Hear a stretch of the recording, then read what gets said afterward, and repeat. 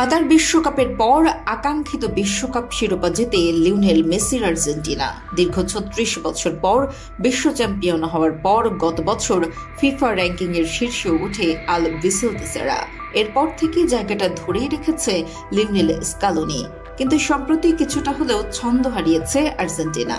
বিশ্বকাপ বাছাই পর্বে দারুণ শুরুর পর যখন ২০২৬ বিশ্বকাপের সুযোগ পাওয়াটা প্রায় নিশ্চিত হয়ে গেছে, প্রতিপক্ষের চ্যালেঞ্জের মুখে পড়েছে তারা। ২০১৯ সালে কোপা আমেরিকায় ব্রাজিলের কাছে হারার পর টানা অপরাজিত থেকে বিশ্বকাপ খেলতে যায় আর্জেন্টিনা। বিশ্বকাপের প্রথম ম্যাচে সৌদি আরবের কাছে হেরে গেলেও দীর্ঘ ৩৬ বছরের খরা দূর করে বিশ্ব চ্যাম্পিয়ন হয়েছিল লিওনেল মেসির দল। বিশ্বকাপের পর পানামা ও কুরসাওয়ের বিপক্ষে দুটি প্রীতি ম্যাচে জয় পাওয়া আল বিসেলতেসেরা ২০২৩ সালের ৬ এপ্রিল ফিফা র্যাঙ্কিংয়ের শীর্ষস্থানে ওঠে। তখন থেকেই জায়গাটা দখলে রেখেছিল মেসির দল। কিন্তু সম্প্রতি ছন্দ হারিয়েছে আল বিসেলতেসেরা। সবশেষ ৫ ম্যাচে মাত্র দুটিতে জয় পেয়েছে তারা, হেরেছেও ২ ম্যাচে। আর তাতেই সিংহাসন টলে উঠেছে আর্জেন্টিনার। আগামী ফিফা র্যাঙ্কিংয়ে শীর্ষস্থান হারাতে পারে লিওনেল স্কালোনির দল। আগামী বুধবার ঘরের মাঠে লা বোম্বেনারে বিশ্বকাপ বাছাই পর্বের ম্যাচে পেরুর মুখোমুখি হবে আর্জেন্টিনা।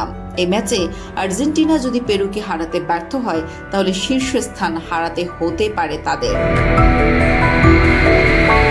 এবারের বিশ্বকাপ বাছাই পর্বে আর্জেন্টিনা এখন পর্যন্ত ৩ ম্যাচে হেরেছে।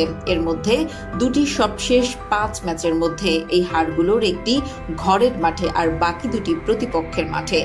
সবশেষ গত শুক্রবার আসুনসিওনে প্যারাগুয়ের কাছে ২-১ গোলে হেরেছে লিওনেল মেসির দল। বাছাই পর্বে এককভাবে শীর্ষস্থান এবং ফিফা র্যাঙ্কিংয়ে ফ্রান্স ও স্পেনের উপরে জায়গা ধরে রাখতে এক মুহূর্ত একটি জয় আর্জেন্টিনার খুবই দরকার। কোপা আমেরিকা জয়ের পর মাত্র একটি ম্যাচে জয় পেয়েছে আর্জেন্টিনা। ১,৮৬২.৩৬ পয়েন্ট নিয়ে র্যাঙ্কিংয়ের শীর্ষে তারা। দ্বিতীয় স্থানে থাকা ফ্রান্সের পয়েন্ট ১,৮৫৯.৭৯, যারা গতকাল উয়েফা নেশনস লিগে ইতালিকে হারিয়ে দ্বিতীয় স্থানে উঠেছে। অন্যদিকে ডেনমার্ককে হারানোর পর ইউরো চ্যাম্পিয়ন স্পেনের পয়েন্ট দাঁড়িয়েছে ১,৮৪৮.৭৬। যদি পরবর্তী ম্যাচে আর্জেন্টিনা পেরুর সঙ্গে ড্র করে, তারা ১,৮৫৪.৭৫ পয়েন্ট নিয়ে দ্বিতীয় স্থানে নেমে যেতে পারে এবং হারলে ১,৮৪২.২৫ পয়েন্ট নিয়ে তৃতীয় স্থানে নেমে যেতে পারে যদি স্পেন নেশনস লিগের পরবর্তী ম্যাচে সুইজারল্যান্ডকে হারিয়ে দেয়।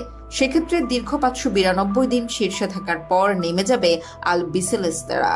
পেরুর বিপক্ষে জয় ভিন্ন যে কোনো ফলাফল আর্জেন্টিনার পতন ঘটাবে এবং ফের শীর্ষস্থান দখল করতে কমপক্ষে আগামী বছর পর্যন্ত অপেক্ষা করতে হবে।